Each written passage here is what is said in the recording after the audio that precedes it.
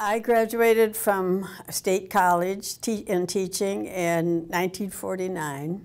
I had courses in how to teach math. I had courses in history, many how to teach reading.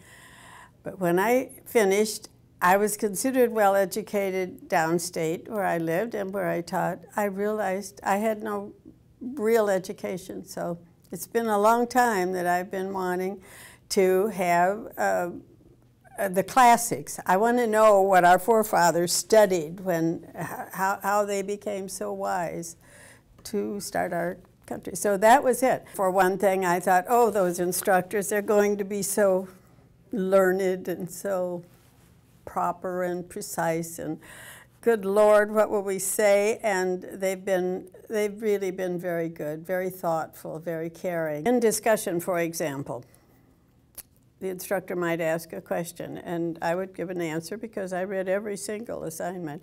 Well, is that exactly what they said? Well, let's read it. And we find it. They always know where to look immediately. They're just tremendous instructors. And I find it, well, it didn't say that exact thing. And the nuance made a difference. Might have been a moral. It might have been a very small difference. But yeah, I've changed my reading. And what a group we have. I come from the burbs, and we're pretty much all alike.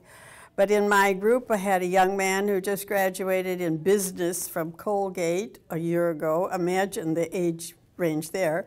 A woman who sells CAD/CAM for industry, a nurse, 3 attorneys, project manager for one of these really large buildings in the city. What a diversity. I had nothing for me that I needed to accomplish, and this basic program is it.